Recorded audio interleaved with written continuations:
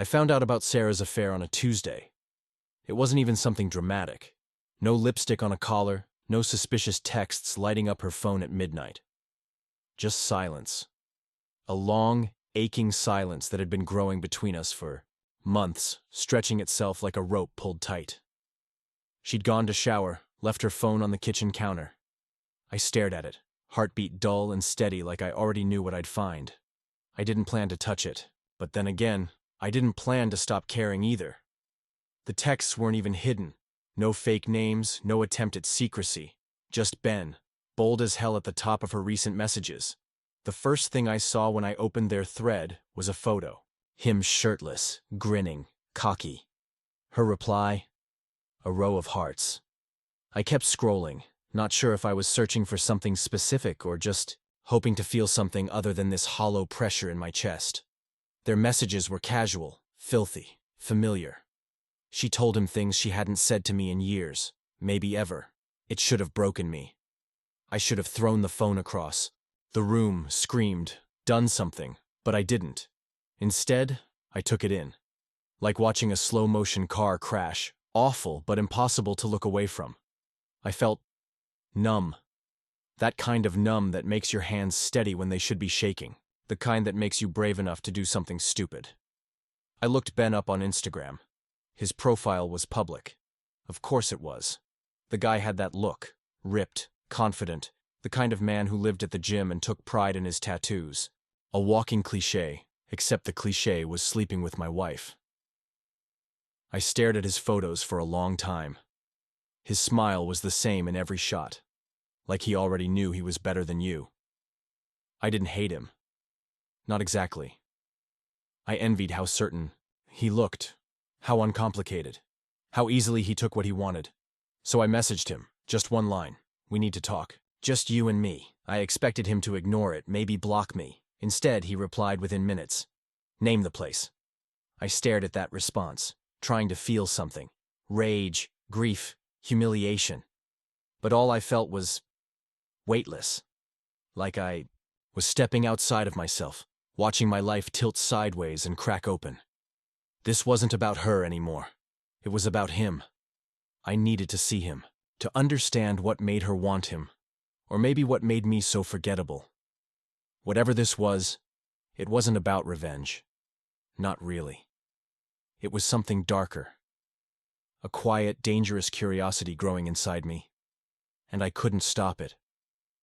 The bar was half empty, dimly lit, with the kind of warm shadows that blurred faces and intentions.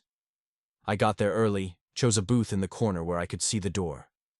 My drink sat untouched, condensation running down the glass like it was nervous. For me, then he walked in. Ben was taller than I expected, broader too. He moved like someone who had never second-guessed a decision in his life. Tight black t-shirt, sleeves hugging his arms, sharp jaw, tattoo peeking from beneath his collarbone. My stomach twisted. Not from intimidation. From something murkier. He spotted me immediately, that smirk of his sliding into place like it belonged there. He slid into the booth across from me without a word, like we were old friends. Or old rivals. I was curious what kind of guy she married, he said, leaning back, arms slung across the booth like he owned the place. Not what I expected. I didn't respond. Just watched him. He looked back, unbothered. Eyes bold, steady. Like he was the one doing the interview. She told me you were quiet, he said after a beat. Said you used to have more fire.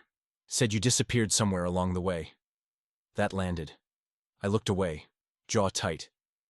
Ben waved the waitress over, ordered a whiskey neat for himself and another round of whatever I was drinking. I didn't stop him. She really said that? I asked finally. Ben shrugged. More or less. You know how it goes. People talk when their clothes are on the floor. I should have left. Thrown my drink in his face. Done anything other than what I did, which was stay. So why'd you agree to meet? I asked. He smiled like I'd just asked the most obvious question in the world. Because it's not every day your secret fling's husband messages you. I was curious too. He took a slow sip of his drink, eyes locked on me over the rim. You're not what I expected either, he added. You've got something under the surface. You're angry. You just don't show it. I exhaled through my nose. You're reading a lot into a guy you just met. Maybe, he said, or maybe I just know the type. His foot brushed mine under the table. Just a graze. Could have been an accident. Probably wasn't. I stiffened but didn't move. He smiled again. You ever wonder why she looked for someone like me? He asked. It's not just about muscles, or tattoos, or whatever cliché you think I am. No, I said. No, he said. It's about energy. I take what I want. You hold everything in like it's gonna rot if it sees the light. I clenched my jaw. You don't know anything about me. I know she's not the first person to walk over you. The waitress dropped our drinks off. The clink of glass against the table felt louder than it should have. Ben leaned in. You ever think maybe it wasn't just her fault? Maybe she was bored. Starving. You ever look at her and realize you hadn't touched her in weeks? Months? You came here to humiliate me? I asked. No, he said softly. I came here because I was hoping you'd surprise me. Reached for his drink again. Took a long, deliberate sip. The way his throat moved, the curve of his jaw in the low light. I hated that I noticed. I should go, I said, standing halfway. Sit down, Mark, he said, without raising his voice, unless you're scared of what this is. I froze. He watched me like a hawk. Not aggressive, but certain. Like he already knew I'd sit back down, and I did.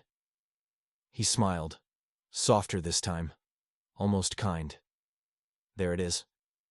What? That part of you she forgot about. The part that wants to feel something. I hated how right he sounded. We sat in silence for a while, the air between us thick with something I couldn't name. Heat, shame, interest. Maybe all three. You're not straight, are you? He asked eventually. I didn't answer. Not because I didn't know, but because I wasn't sure what version of me he was talking to. The betrayed husband? The man who stayed? Or the one who came here? Ben reached into his wallet, pulled out a 20, dropped it on the table. Then he stood, slowly, casually. If you want to understand her, he said, maybe you need to understand yourself first. And then he walked out, not rushed, not smug, just like he knew I'd follow eventually. And God help me, I wanted to. We left the bar in silence. I didn't know why I followed him, only that I didn't want to be alone. That's what I told myself anyway. That it wasn't about him. That it wasn't what it looked like. Ben walked a step ahead, hands in, his jacket pockets, his shoulders relaxed like none of this meant anything, like he hadn't just peeled back my skin with his words and left everything raw and throbbing. This doesn't mean anything, I said, voice low. He glanced at me sideways, then kept walking. No reply. I should have gone home. Should have gotten in my car and driven until the ache dulled. Instead, I followed him into a hotel lobby, sleek, quiet, anonymous. We didn't talk at the front desk. Ben handled the room. I stood back, watching him from a distance that wasn't really distance at all. My mind screamed every warning it knew, but my feet moved when he turned and nodded toward the elevator. In the room, the door clicked shut, behind us like a seal being made. The air inside was cool, still, charged. He took off his jacket and tossed it onto the chair. I stood by the door, hands shoved in my pockets, suddenly unsure of what I was doing. What we were doing. Ben turned. To me, eyes sharp, unreadable. Relax, he said. I'm not gonna jump you. I'm not. I didn't come here for that, I muttered. He smiled, slow and knowing, stepping closer. Didn't you? I backed up, heart thudding. He didn't touch me, not yet. He just stood close enough that I could feel the heat coming off him. You don't even like me, I said. That's true, he murmured. But you want me, and that's worse, isn't it? His hand came up, not to grab, just to hover, fingers brushing my jaw like a question. My breath caught. I didn't move. You've been starving, he whispered, stepping behind me. For touch. For someone to see you. His voice was low, thick with something dangerous. I felt him before I saw him, his chest at my back, the soft drag of his knuckles down my arm. My skin lit up like I'd been asleep for years. "This isn't who I am," I said, barely audible. "It's exactly who you are," he breathed into my ear. "You've just been pretending for so long you forgot." He moved around to face me, slow and deliberate. His hand slid down my chest, just over the fabric, not crossing any lines. "Not really. You could leave," he said. "Right now. I won't stop you." I didn't move. He leaned in, lips near mine, but not touching. His breath was warm, teasing. "You want to know what she saw in me?" "No," I whispered, but my eyes betrayed me. His smile deepened. "Liar." His fingers ghosted up my throat, tilting my chin. I felt everything, my pulse pounding beneath his touch, my breath hitching, the wall I'd built around myself buckling like it had never been real. "You think this is about sex," Ben said, his voice almost tender. "But it's not. This is about you needing someone to tell you who the hell you are again." I swallowed hard. "I don't need you to fix me." "I'm not here to fix you," he said, his hand sliding to the back of my neck. "I'm here to break you open." His lips brushed mine. Not a kiss, a promise. I trembled. My hands stayed at my sides, useless, unsure. But I didn't pull away. Ben leaned back just enough to meet my eyes. "If you want me to stop," he said, his voice velvet dark, "say it now." The silence between us cracked with tension. I didn't say it. Ben kissed me like it wasn't his first time thinking about it. There was no hesitation, no gentle transition, just heat and pressure. Lips claiming rather than asking. His hands were already on my hips, pulling me in. My body responded before my brain did. My fingers tangled in his shirt. I needed something to hold on to, some kind of anchor. But nothing in that moment felt real. Not the hotel room. Not the man I was kissing. Not the version of myself doing it. I moaned into his mouth, not from pleasure, not exactly, but from someplace deeper, hungrier. Hollow. Ben pulled back just enough to look at me. "You okay?" No one had asked me that in weeks. Not, and meant it. I nodded, but the lie was thin. He saw through it. He pushed me gently back toward the bed, fingers sliding under my shirt, lifting it. I tensed. "You always this tense when someone touches you?" he asked, voice low. "Just..." I tried to find a reason. "It's been a while." "Since someone wanted you?" he asked, voice sharp with implication. "Or since someone made you feel wanted?" The shirt came off. I stood there, half naked, half lost, unsure what kind of answer he wanted. He didn't wait. His hands were on my chest now, slow and sure, mapping me like I was a puzzle he was about to solve. His touch wasn't frantic. It was focused, like he was proving a point.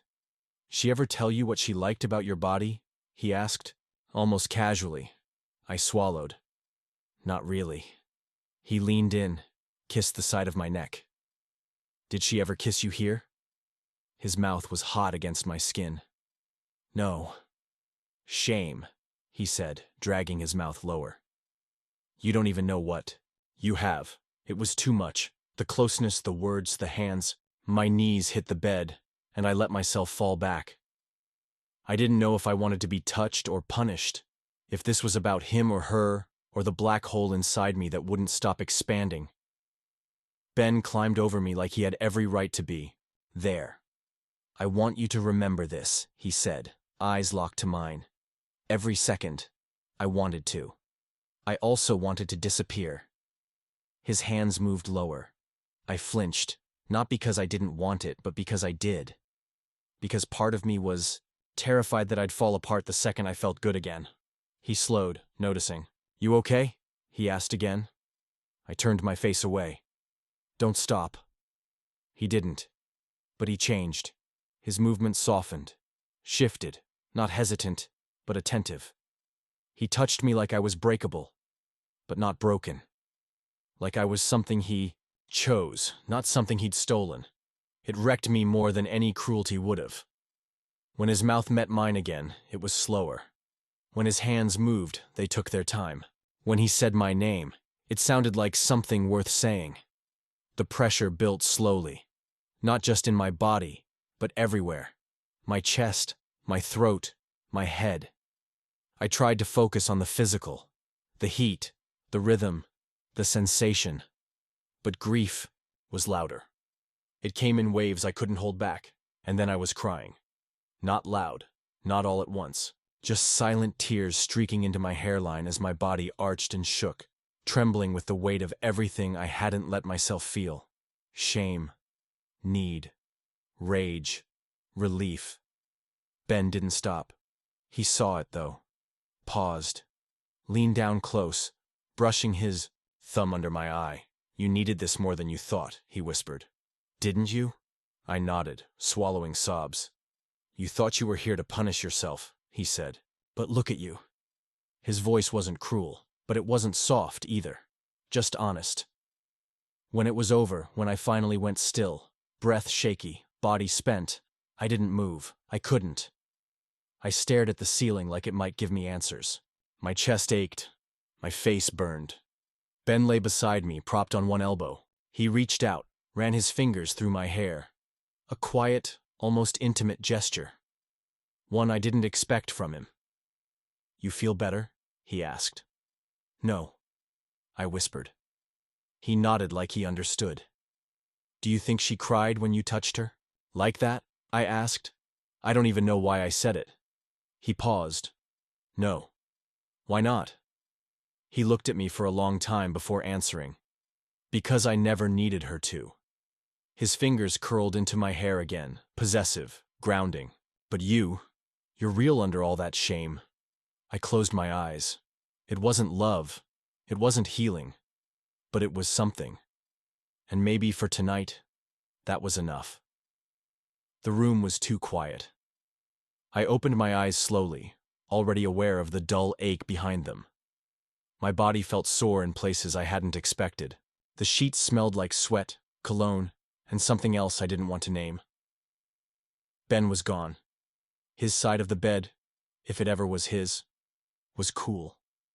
No note. No goodbye.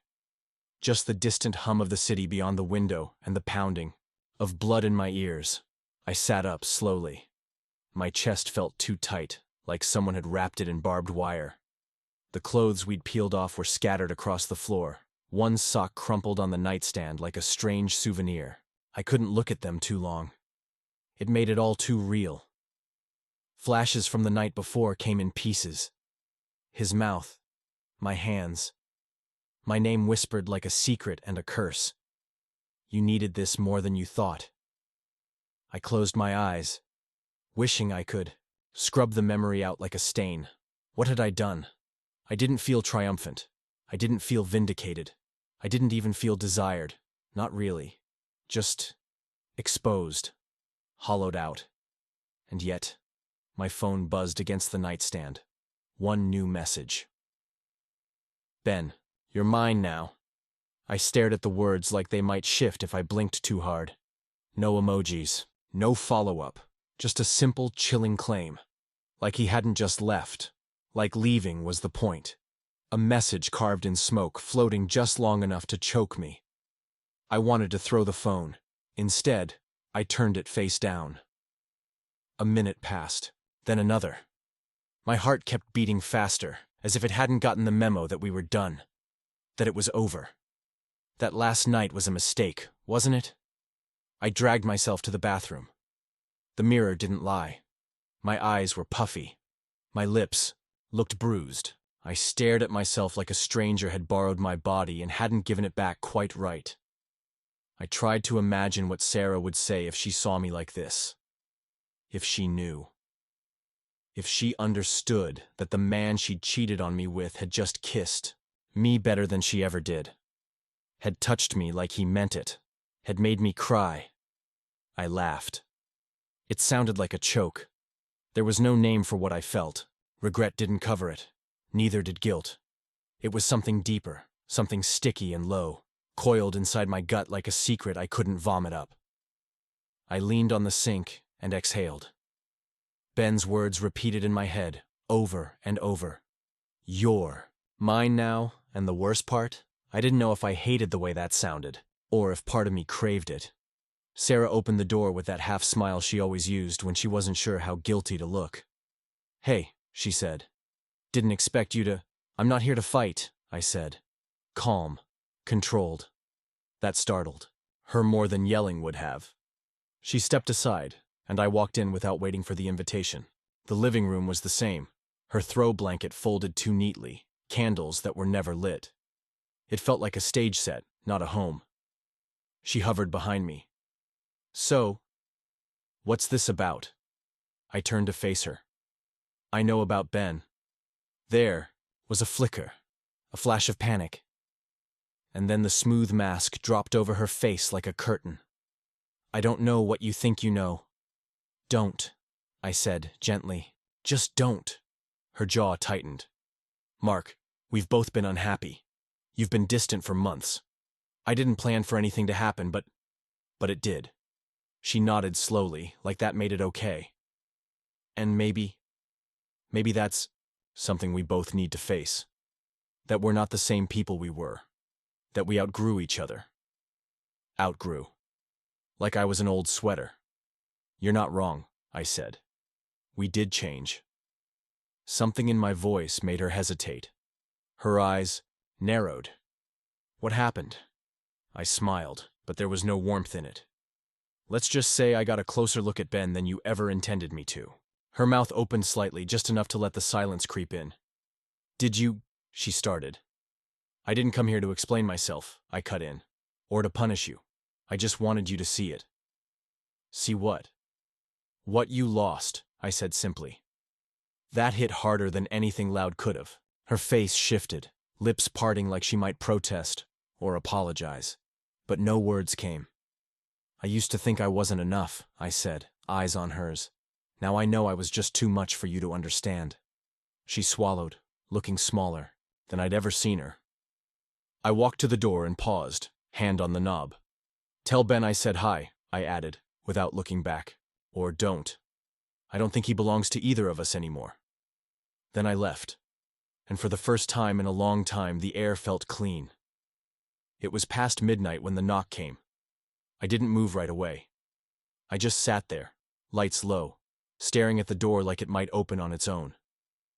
Another knock, slower this time. Almost patient. I opened it. Ben stood there, hands in the pockets of his black jacket, rain beating on his shoulders like he didn't care enough to shake it off. He didn't say anything. He didn't need to.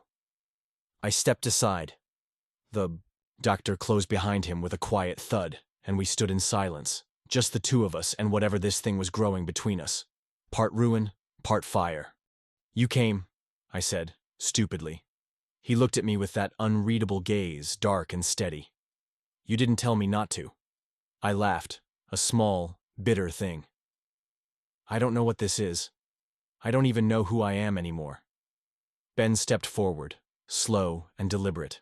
"That's the point. You're not who you were, and maybe that's the best thing to happen to you."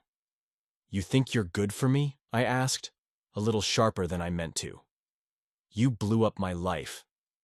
He was close now. So close I could smell the rain on him, the faint musk of whiskey and skin. "I think I held up a mirror," he said. "You just didn't like what you saw." I hated how true that felt. "I should hate you," I whispered. "But you don't." His hand reached up, not rushed, not demanding, and touched the side of my face. My eyes fluttered closed. "Why are you here?" I asked. Quiet. "I couldn't stop thinking about you," he said. "And I don't care what it meant. I just know it did." I opened my eyes. "This doesn't mean anything." Ben's thumb brushed my cheekbone, then trailed down to my jaw. "Then why does it feel like everything?" My breath hitched. I hated how much I wanted that to be true. We kissed like we were falling into something, not sure if it was salvation or destruction. It was slower this time, not less intense, just different. Like we both knew this could hurt, but we were willing to bleed. Later, in the half-light of the living room, clothes scattered, Skin warm against skin, I lay with my head on his chest and let the silence speak. Maybe I'd wake up tomorrow and hate myself again. Maybe this would be the last time. Maybe it would never stop. But for now, in this quiet, dangerous moment, I let myself be held.